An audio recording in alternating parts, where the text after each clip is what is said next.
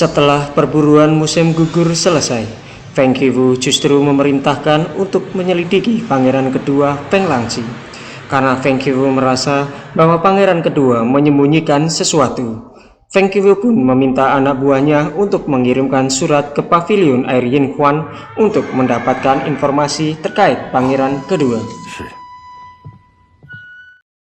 Di sisi lain, salah satu anak buah Feng Langxi merasa kebingungan. Mengapa pangeran begitu hebat, tetapi pangeran bersikap lemah di dalam kerajaan? Pelayan Huan yang setia melayani pangeran kedua pun menceritakan, ibu kandung pangeran adalah Ratu Yige dari Kekaisaran Dong. Ratu Yige merupakan adik kandung dari Kaisar Chongji. Mendiang ratu begitu sopan, adil dan berbudi luhur. Meskipun dia tahu bahwa raja memiliki selir baili sebelum menikah, dia tetap menyambutnya di istana dan membesarkan putra selir baili, yaitu pangeran pertama Feng Chang. Itu mengapa pangeran pertama dingin terhadap orang lain tetapi selalu baik kepada pangeran kedua. Mendiang ratu dalam kondisi kesehatan yang buruk setelah melahirkan. Kemudian selir baili melayani raja dengan sepenuh hati, dan setelah melahirkan pangeran ketiga, dia diangkat menjadi selir agung. Ratu menolak untuk bersaing dengannya karena statusnya. Dia takut dinodai dengan kecemburuan. Setelah itu, Ratu Yige meninggal dan posisinya diganti oleh selir baili. Semua orang bilang selir baili berbudi luhur, tetapi pada kenyataannya selir baili membesarkan pangeran kedua hanya sebagai sampah. Dia sengaja ingin menyingkirkan pangeran kedua agar pangeran ketiga menjadi penerus raja. Jika bukan karena pangeran sakit bertahun-tahun, selir baili tidak akan berhenti mencari masalah dengan pangeran kedua. Jika terus diawasi, pavilion air Yin Huan tidak akan sebesar ini. Pangeran memang bakat yang langka. Beliau seorang diri menjadi Feng Langxi dan He Fengxi yang menduduki posisi dua orang hebat dalam 4 pemuda hebat. Saat ini, pangeran kedua sudah menonjolkan diri, artinya kita hanya bisa patuh dan mengikuti perintah pangeran kedua. Adegan berpindah ke Zhongli dan Feng Langxi, di mana Zhongli menginformasikan bahwa surat untuk Bai Fengxi belum sampai, tetapi Nona Bai Fengxi dan Sekte Tianshuang sudah menuju ke kediaman keluarga Ma. Artinya cara berpikir Bai Fengxi sama dengan Feng Langxi. Selain itu, Zhongli juga menyampaikan bahwa pavilion air Yin Huan memperoleh surat dari Nona Feng yang ternyata ingin menyelidiki Feng Langxi.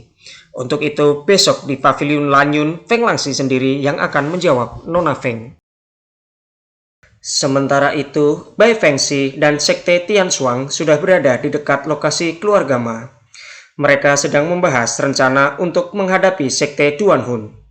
Selain mengikuti rencana Sekte Duanhun seperti yang terjadi di keluarga Ti, mereka akan bekerja sama dengan keluarga Ma. Guru Bai Fengxi mengatakan hanya dengan begitu konspirasi dapat dihentikan.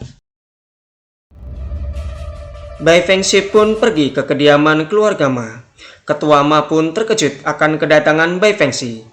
Bai Fengxi datang untuk menginformasikan ke keluarga Ma bahwa keluarga Ma merupakan target selanjutnya dari Sekte Duanhun. Untuk itu, dia perlu kerjasama dengan keluarga Ma agar dapat menghentikan serangan Sekte Duanhun. Keluarga Ma pun setuju, karena jika Sekte Duanhun dapat dihentikan, itu artinya keluarga Ma juga aman. Benar saja, ternyata Sekte Duanhun sudah memeriksa keadaan sekitar keluarga Ma, dan mereka berencana beraksi malam hari untuk memusnahkan keluarga Ma. Kembali ke Feng Langxi, sebelum berangkat ke pavilion Lanyun bertemu Nona Feng, Feng Langxi ditemui kakak pertamanya. Kakak pertamanya begitu geram dengan sikap Feng Langxi saat perburuan. Karena penasaran, kakak pertama mengajukan banyak pertanyaan, dan bukannya reda saat dijawab pertanyaannya, malah menambah kesal dirinya. Tetapi setelah diberi hadiah oleh pangeran kedua, kakak pertama begitu senang dan pergi meninggalkan Feng Langxi. Sesampainya di pavilion Lanyun, Feng Langxi bertemu dengan Nona Feng. Feng Langxi pun menanyakan, bukankah Nona Feng berjanji akan merahasiakan, mengapa malah menyelidikinya? Nona Feng beralasan agar mampu memahami pangeran. Dan disinilah Nona Feng menyadari kalau Feng Langxi adalah He Fengxi. Setelah berdiskusi, akhirnya Nona Feng pun berjanji akan setia kepada pangeran dan meminta pangeran untuk menjadi pemimpinnya. Dan Feng Langxi pun menerima niat tulus dari Nona Feng. Pada malam harinya, Sekte Duan Hun menyerang keluarga Ma. Karena sudah diketahui rencana mereka, akhirnya justru mereka yang dikepung dan disergap. Alhasil, rencana Sekte Duan Hun dapat dihentikan. Ini semua terjadi karena peran Bai Fengxi.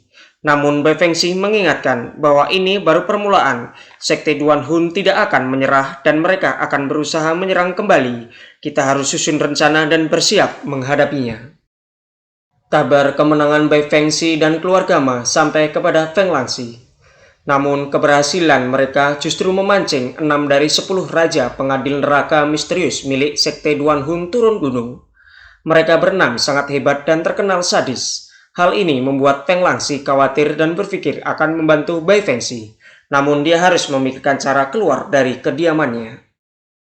Esok paginya di istana Yongzhou sedang ada rapat. Ketiga pangeran pun hadir mengikuti rapat. Mereka sedang tukar pendapat untuk mengatasi lemahnya kekeluargaan kekaisaran akibat hilangnya plat Xuanji. Dan dikabarkan pula bahwa plat Xuanji saat ini jatuh ke tangan Huang Chao dari Jizhou. Para menteri dan pangeran saling bergantian memberikan pendapat. Pada saat mendengarkan pendapat pangeran kedua, tampak para menteri dan raja tidak setuju. Dan pangeran kedua pun mendapat hukuman karena dianggap melemahkan kerajaan Yongzhou. Para pengikut pangeran kedua pun merasa khawatir atas apa yang terjadi di dalam rapat tadi. Sampai-sampai raja begitu marah. Dan ternyata ini semua bagian dari rencana Feng Langxi. Raja pun datang ke kediamannya dan menyatakan tidak sepenuhnya menyalahkan pangeran kedua. Justru raja ingin Feng Langxi segera menyembuhkan diri tanpa diganggu dan setelah sembuh akan diberi hadiah. Dengan demikian, rencana Feng Langxi untuk keluar dari kerajaan dan membantu Bai Fengxi dapat dilakukan. Sementara itu, di perbatasan Jizhou, keenam raja pengadilan neraka milik Sekte Duan Hun sudah berkumpul. Mereka merencanakan untuk menyerang keluarga Ma dan membunuh Bai Fengxi. Rupanya niat mereka tidak hanya ingin menghancurkan keluarga Ma, tetapi merebut buku rahasia milik keluarga Ma. Kemunculan keenam raja pengadil neraka milik Sekte Duan Hun pun disampaikan kepada Bai Fengxi oleh anak buah He Fengxi yang di pavilion Air Yin Quan. Bai Fengxi pun sekaligus meminta bantuan mereka untuk menghadapi keenam raja pengadil neraka dan Sekte Duan Hun yang lain. Akhirnya, pertarungan Bai Fengxi, Sekte Tianshuang, dan keluarga Ma terjadi. Bai Fengxi dikeroyok oleh 3 orang, sementara yang lain melawan sisanya. Pertaruhan hebat dan seru pun tersaji.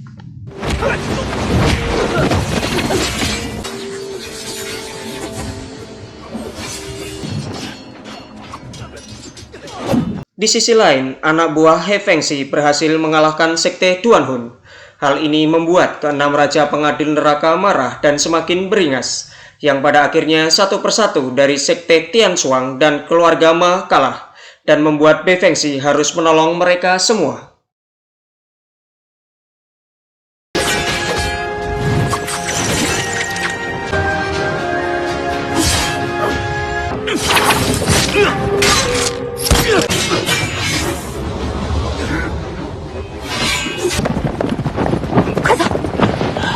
Agar keenam raja pengadil neraka tidak mengejar temannya, Bai Fengxi pun mengajak ke tempat lain. Dan disinilah He Fengxi muncul dan menghajar raja pengadil neraka dengan mudahnya karena telah melukai Bai Fengxi. Pada saat lawan tinggal satu, datanglah Yu Wuyuan membantu menghabisi raja pengadil neraka dan mengambil buku rahasia milik keluarga Ma.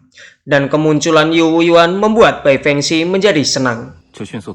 Oke teman-teman, episode ke-6 Who Rules the World telah selesai. Sampai ketemu lagi di episode berikutnya. Jangan lupa like, subscribe, komen, dan share ya. Terima kasih.